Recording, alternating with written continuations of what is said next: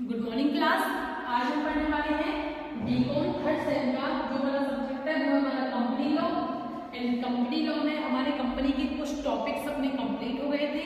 आज का जो हमारा टॉपिक है वो है हमारा कंपनी का निर्माण।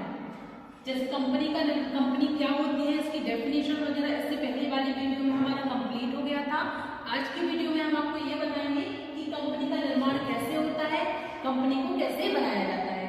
लेकिन सबसे पहले अपन इसको थोड़ा सा कंपनी के बारे में समझ लेते हैं कि कंपनी क्या होता है। देखो, जो कंपनी है वो दो शब्दों से मिलकर बनती है, कम प्लस पेनी।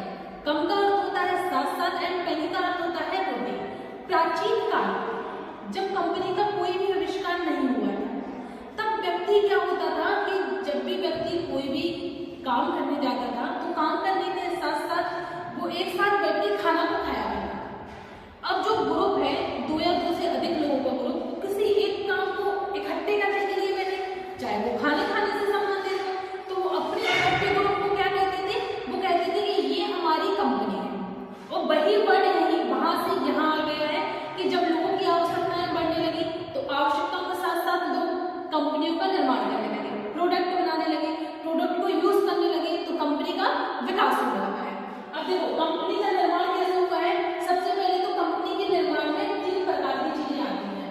पहली परिवर्तन अवस्था। परिवर्तन अवस्था कैसे होती है, प्रारंभ करने से पहले फर्स्ट स्टेज होती है, वो हमारी परिवर्तन अवस्था होती है। फिर सेकंड स्टेज है हमारी समाविलन या पंजीकृत कंपनी। एक तो पहले तो हम सोचेंगे कि कंपनी हमें किस चीज की खोलनी है, क्या करना है, कंपनी में कितनी पूंजी लगानी है, जो भी चीजें हैं वो सोच के रखेंगे।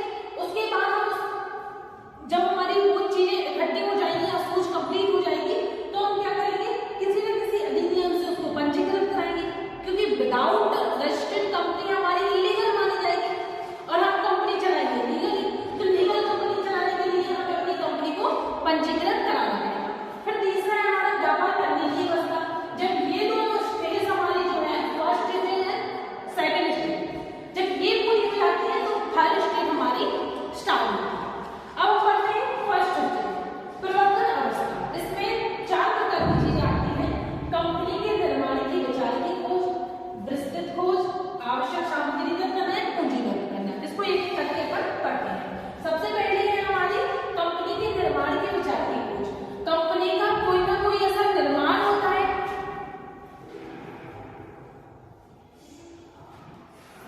वीडियो का है ना। तो फर्स्ट है हमारा कंपनी के निर्माण के विचार की खोज।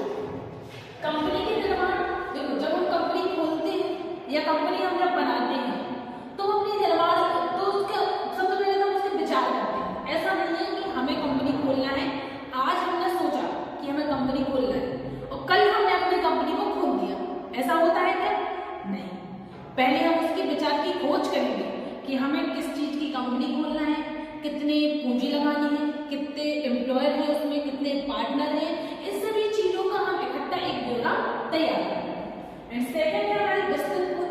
फिर जब इन चीजों का हमारा तैयार हो जाता है, जैसे पूंजी तैयार हो गई, जगह तैयार हो गई, किस प्रोडक्ट की कंपनी खोलनी है, कहाँ कंपनी खोलनी है, किस क्षेत्र में कंपनी खोलनी है, फिर हम उसकी विस्तृत खोज करेंगे कि अगर ऐसा हुआ तो क्या हमारी कंपनी खुल जाएगी या हमारी कंपनी में इतने पार्टनर है तो हमारी कंपनी चल जाएगी।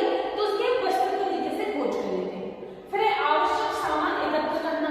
फिर कुछ आवश्यक सामान होगा जो इकट्ठा भी हमें करना होगा, जैसे पार्टनरशिप और जो कॉस्ट है वो तो निकाल लेंगे, उस पर एक खोज भी कर लेंगे, चलो ठीक है, चल जाएगी हमारी कंपनी। फिर इसके आवश्यक सामान जैसे जो हम बना रहे हैं उसका रॉ मटेरियल, मशीनें, जगह, प्लॉट, इन सब चीजों की जरूरत पड़ेगी तो वो इकट्ठा कर लेंगे, है ना। फिर हम पूंजी एकत्र करना। फिर सबसे पहले इतनी सारी चीजों को इकट्ठा करने के बाद फिर हम पूंजी इकट्ठी करते हैं कि ये सब सामान है तो लेकिन आएगा किससे? पूंजी से। ये सब सामान हमें चाहिए, प्लॉट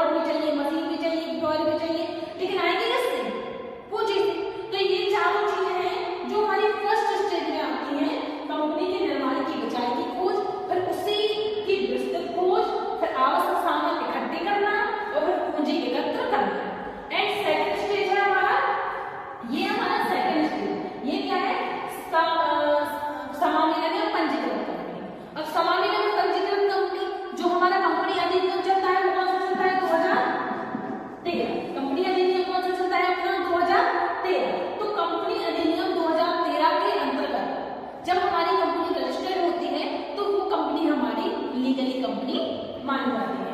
इसमें भी हमारी 4 अवस्थाएं जैसे सीमा पार्षद नियम, अंतर्नियम, वैधानिक घोषणा, अभिकर्ता द्वारा लिखित शपथ पत्र। देखो सीमा पार्षद नियम क्या होता है, ये एक ऐसा पत्र होता है जो कंपनी के खुलने के पहले तैयार किया जाता है। कागज जो कंपनी जब हम गवर्नमेंट के पास रजिस्टर करवाते हैं तो उससे पहले हम एक प्रपत्र अपने पास तैयार कर लेते हैं कि कंपनी हमारी कहाँ खुल रही है, किस राज्य में खुल रही है, किस चीज की कंपनी खुल रही है, कितने लोग पार्टनर है, कितने लोग ऐड है, कौन सा स्थान है, कौन सा राज्य, ये सब चीजें हम बनाकर गवर्नमेंट के पास जमा करते हैं। जब गवर्नमेंट सीमा पार्षद नियम को लागू कर देती है, जारी कर देती है, पास कर देती है, उसके बाद अपनी कंपनी की कार्यवाही को आगे बढ़ा पाती है।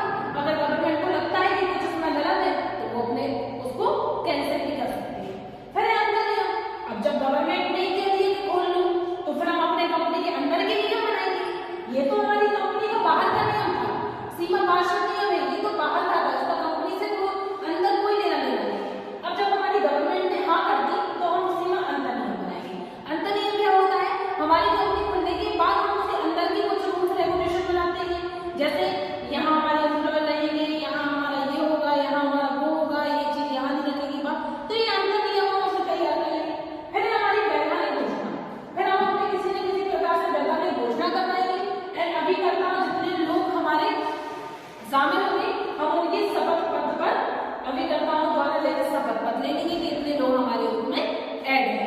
तो ये क्या है हमारा, ये हमारा कंपनी का निर्माण है। एंड थर्ड स्टेज होती है हमारी, थर्ड स्टेज होती है हमारी लास्ट व्यापार प्रारंभ करने की अवस्था। अब यहाँ से हमारा व्यापार प्रारंभ होता है, कहाँ से, जब इतने सारे काम हमारे हो जाते हैं उसके बाद हमारा बिजनेस स्टार्ट होता है। एक बार और हम समझ लेते हैं, इसमें तीन स्टेज होती है, फर्स्ट, सेकंड एंड थर्ड।